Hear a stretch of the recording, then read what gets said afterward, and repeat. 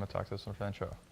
There's one superpower that I have in life, which is I'm very, very good at preparing for standardized tests.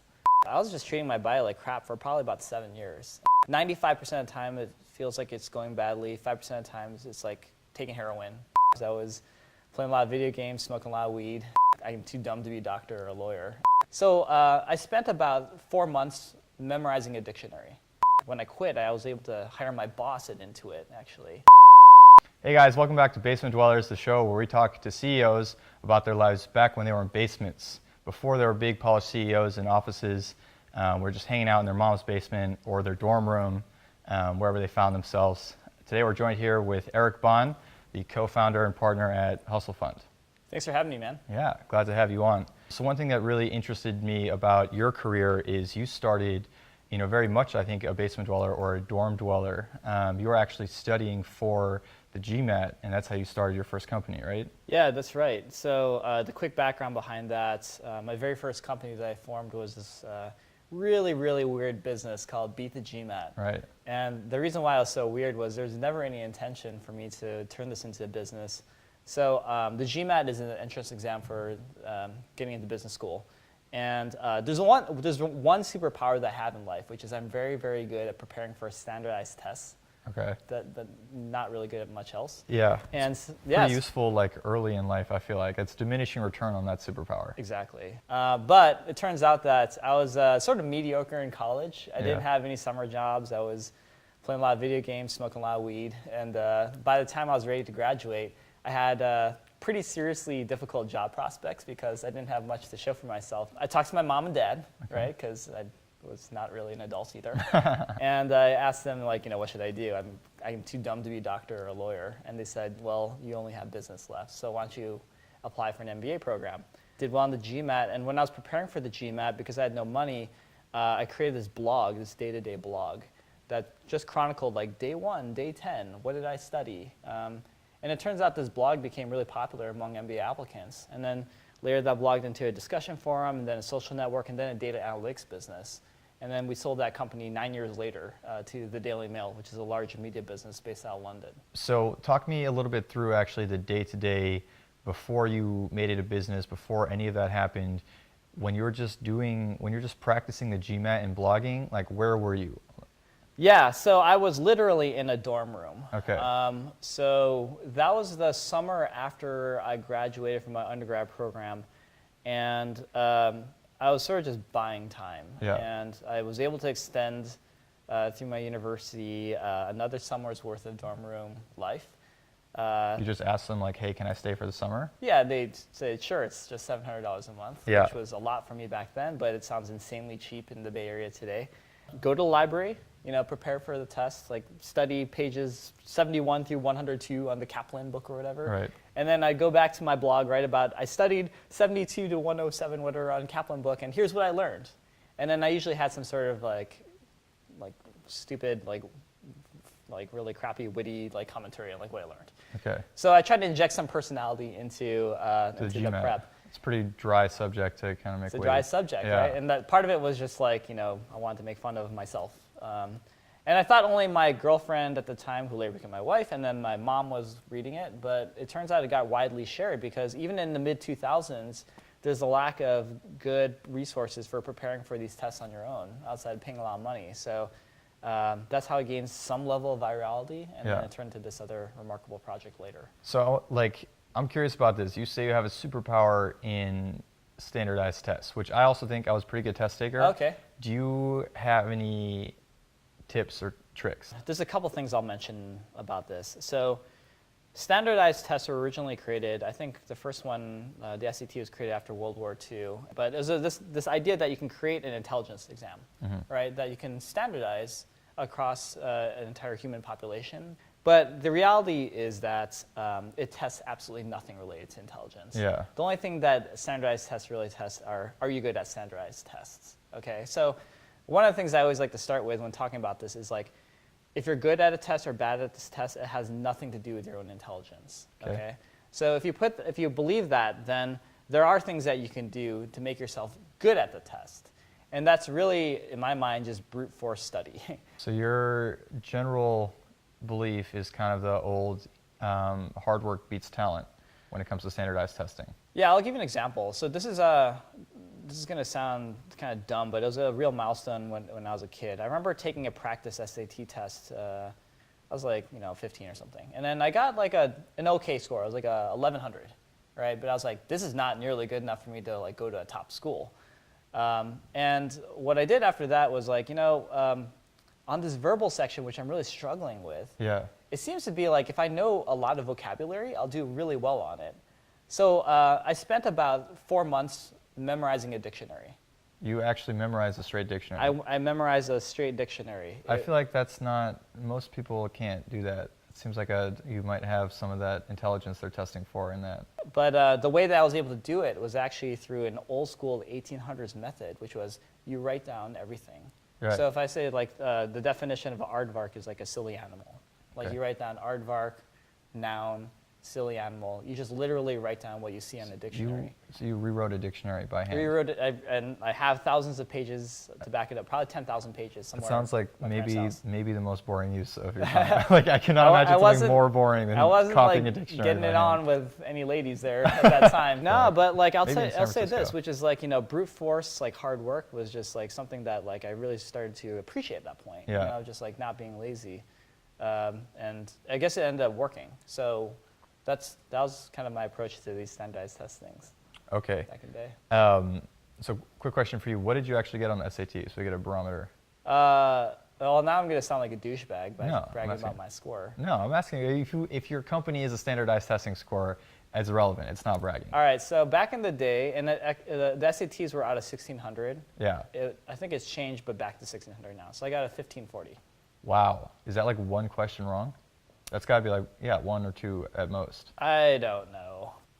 Yeah. That's pretty impressive.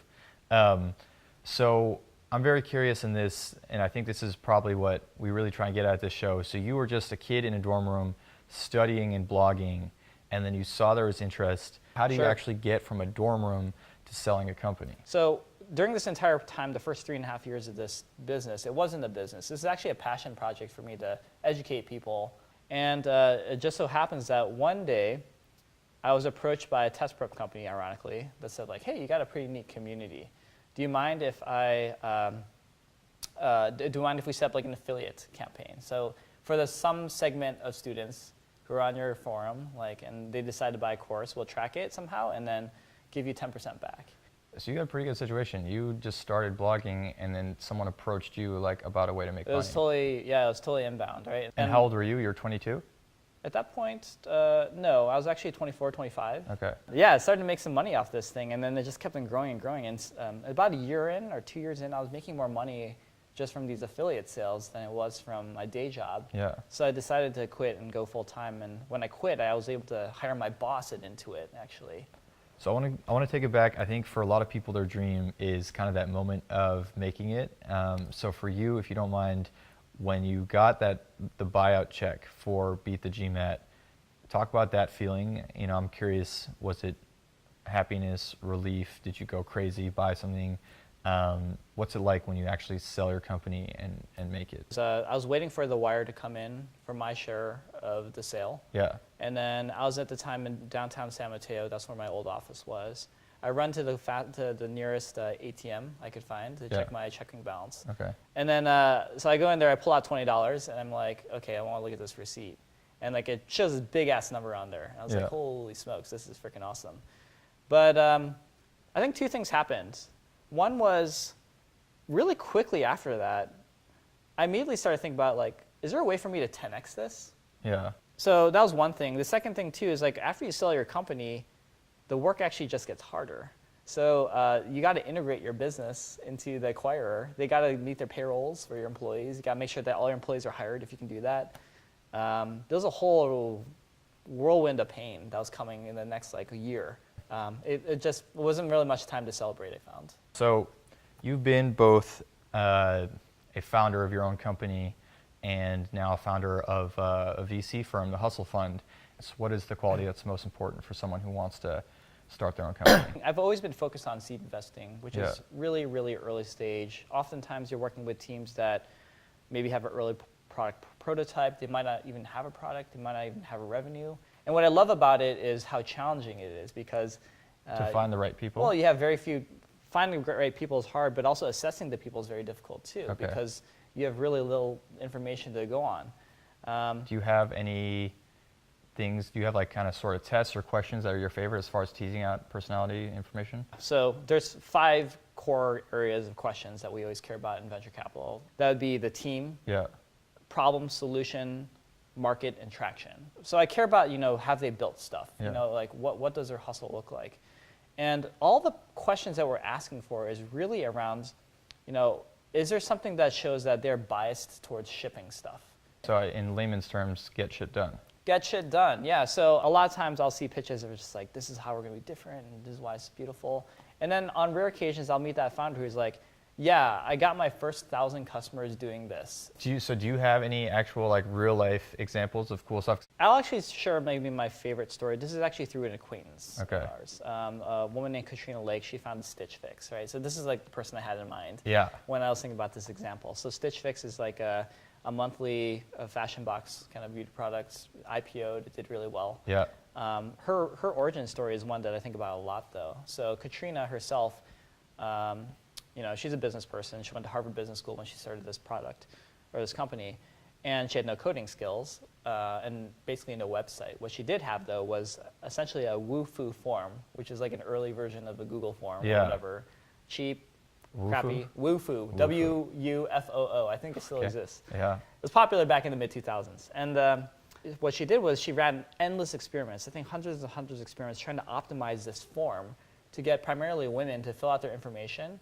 And it might have been even like filling out some like payment information too. Anyway, so she ran lots and lots of user acquisition, was able to get people to fill out the form, give them payments for her services.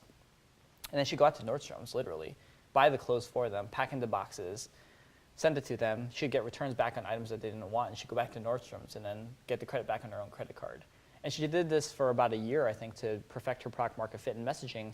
And I think she grew almost $1 million in annual revenue. Just going back and forth from Just Nordstrom. going back and forth doing this. So you would say that for someone, who's in a basement, who's like kind of banging their head against the wall, you're saying there's a lot of ways to actually get it done without, all the technical skills. This is what I call like selling vaporware. Is one of my favorite strategies Yeah. in startups. It's just like you sell the product before it's actually built. So one of the tips that I read that you give to people is to save 50% of their income, which I save like maybe 5%. So I guess do you have any tips? You have any cool sites you like or ways that you help get to that 50% mark? If you want to retire, there's this notion called the 4% rule. It's born out of this famous study called the Trinity study. But it's the idea that you have this amount of principal, let's call it like $1 million for this example. Yeah. You can withdraw 4% of that if it's conservatively invested in like index funds and so forth for the rest of your life, inflation adjusted. So Yeah. if you want the equivalent of like a $40,000 a year lifestyle, if you have $1 million, you got it, right? Okay. Great concepts. How do we get there? Essentially, there's no shortcut except for being super mindful of what you're spending your money on. I continue to drive my 12-year-old Honda Accord.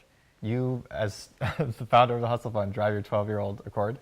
Yeah, I still have a Honda Accord. I will drive that until it's 20 years old is my goal. Wow. Do you have any guilty pleasures? Any frivolous areas you spend? Food and travel. Food and travel. So I won't hold back on those things. Okay.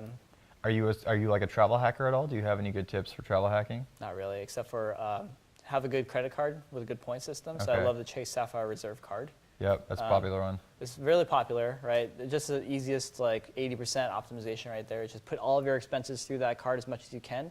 And then I try to travel off points as much as possible. And it usually covers about 70% each year. Wow. So something else I want to ask you about related to food, I guess, is you said that startup life ruins your body. Can you describe what that is? Is that a lot of food, booze? Like, what does that look like? Yeah, everything's an opportunity cost. Yeah. Like, if I'm spending time at the movies, I could be spending 2 hours working instead. If I'm actually spending an hour cooking a healthy meal, I could be spending an hour instead of just working. So it's very easy to take shortcuts in eating poorly, eating lots of fast food in my case, and also blowing off steam, like grabbing a bottle and drinking with some buddies is a lot faster than, going to the gym, playing that kind of like healthy excursion. So I was just treating my body like crap for probably about 7 years. Do you think that is prevalent in Silicon Valley? Oh my gosh, yeah. And in fact, I think it's getting worse. So like the kinds of drugs that were available to me back even in the mid 2000s was very different. I mean, it was alcohol and weed Yeah. is what was most prevalent. Now you got like some of the harder stuff. You know? Yeah, I feel like Adderall especially, I feel like people who are like on that 18-hour day grind, it's become like pretty common. Exactly. That, I mean, Xanax is typically a very common pill I see people take to just chill out if Yeah. they're super overstretched, which I have a lot of problems with. And I think there's not enough balance, and I think that's kind of like what I would try and fix. It's Yeah, like, I think so. Yeah, that's a real problem here. That's one of the things I do not like about living here. yeah. All right, so now we're going to do a segment called Basement Bites, where we talk about the fuel that basement dwellers run on and some of your favorite snacks during the period when you're in mom's basement. So right now we have a combination of things you told me was your favorites and some of my favorites. Why don't you pick the first one that you like, bring it up, and then we can each take a bite and give it a score. Yeah, no, this is great because this might be my lunch today too. Let's see. Oh, we got this right here. Which one is this? This is a little more exotic. This Pop-Tart Oh, the s'mores. s'mores. So I think you were going for the strawberry. Yeah. The s'mores one is, I think, my favorite Pop-Tart. You know what? Let's try it. Yeah, let's try it and Yeah. give it a score. I always like to break these into half, so you get, because on the outside it's a little crunchier, but this way you get the full marshmallow Yeah, and chocolate. that's great. Wow, there looks like a zebra in here. It's fantastic. Yeah, is the s'mores Pop-Tart. So your mom let you eat this shit growing up? So we actually had no artificial food growing up in my house. My mom wouldn't let it. Good for her. So my basement phase was in college. I literally just ate Oreos and played Xbox all day. All right, 1 to 10, what do you give it for a score? 10 being the best. I'll put this in a 6. Okay. Yeah, Mid-range snack. that's right. Okay. We'll go with one I think you like. Oh, yeah. Some Doritos. There you go. So this one's interesting, spicy nacho. I actually haven't had spicy nacho, have you? Isn't that like the standard flavor of Doritos? I think the regular is nacho, not spicy. Oh, yeah. Yeah, I've had spicy nacho. Okay. You know, my wife is pregnant right now, so we have this in our house quite a bit. Oh, really? Is that one of her pregnant cravings, spicy nacho? Yeah, you know. So right. basement dwellers and pregnant women, similar appetites. It's got the right amount of kick, right? Mm-hmm. I think so. Should I do a rating on this one? Yeah, you right. give your rating first and I'll give mine. Okay, that one's a 7.5 for me. Okay, why 7.5? What do you think's missing? You know, I have a very, very high spice tolerance. You want it a little spicier. I like that like choking spice. Yeah. I would give it an 8, but my same critique. I think a little Okay. spicier we could go with. Yeah. That's good feedback for Doritos. Yeah, Doritos, make your spicy nacho spicier. All right, now it's your turn to pick. Okay. Well, let's go with the classic staple here. Okay, is that your popcorn of choice? I know you say you like popcorn. I got Orville bread. Oh yeah, this is good. I like the butter. I also like kettle corn. Orville Redenbacher is good. Nice smooth butter. Yeah, nice smooth butter. I'm gonna give this a 7. All right. I think good texture, not enough salt. A little for me. I like salty. Okay. I think the butter is a good amount of butter. Yeah, I'm gonna put that as a 5. Wow, that's Yeah, really low. So I think it's enjoyable. I would eat that entire bag if you let Still me. eat a 5. But it's yeah. I mean, I think it is missing some ingredients. I think I agree with you. It's not salty enough. Yeah. Yeah. This is my What's next here? all-time Oh my gosh, favorite What's that? basement dweller snack, Fritos barbecue twist. So these ones actually, Snoop Dogg put me onto these. I was watching a video and they asked Snoop Wow. Dogg what his favorite munchie food was. All right. And he said Fritos barbecue twist. For I dare you to shizzle, have that's just right. one. I'll put that as an 8. Okay. Yeah. I put an 8 as well. I think that I don't even know you got to agree that 10 doesn't exist, so 9 is pretty much as high as you're going to go. Mm-hmm. And I think that 8's a very solid score, but I don't think I could eat a whole bag of popcorn. I could eat a whole bag of this. Another Pop-Tart. Classic strawberry though. This is probably the classic Pop-Tart, I'd say. It is, yeah. For me, it was this, and then it was like the wild raspberry. Those are the two big ones. Yeah. My memory of this was a lot better than what it You actually think is it's gotten now. worse over time? I think my taste has changed. So what's the score you're giving for this? I'll do a 4 on this one. You told me this was like your classic food growing up. You know, You've changed, Eric. sometimes you can outgrow your childhood. Things done changed. It's like that Tupac song, we gotta make some changes in the way that we eat. Gotta The way make we some live? changes the way we live. Pop-Tarts, that's what we got to change. All right, last up, we have, I think, probably one of the most classic basement bites in the game, Lay's Barbecue. I don't think anyone out here hasn't had one. I'd agree. Yeah. It's probably more popular than regular Lay's, I'd have to say. Thin chips, super greasy. It's like America in a bag, basically. I give this a 9. This is perfect in my opinion. There's not, like, I would not do anything to improve upon this. It's the perfect chip. I think I'm gonna go with 9 too on this one. Yeah. Yeah. You can't improve upon Lay's barbecue chips. I'm glad that we're in agreement. Lay's barbecue, 9 from both of us. Highest scoring basement bite here. I think you just lined up your first sponsor too. Yeah. Maybe we'll get Lay's sponsors. That'd be There we great. go. Yeah. All right, so that concludes this episode of Basement Dwellers. Really appreciate you coming by, Eric. Thanks for the opportunity. I think the lessons we have here is get shit done, stay healthy, save money, right? Those are big takeaways here. And as always, remember, it doesn't matter if you're in a basement now, you can be in an office someday, you can be whatever you want to be. Just have fun, eat the right food, and live life the way you want to. Thanks for being on today. Thanks a lot, man. Yeah.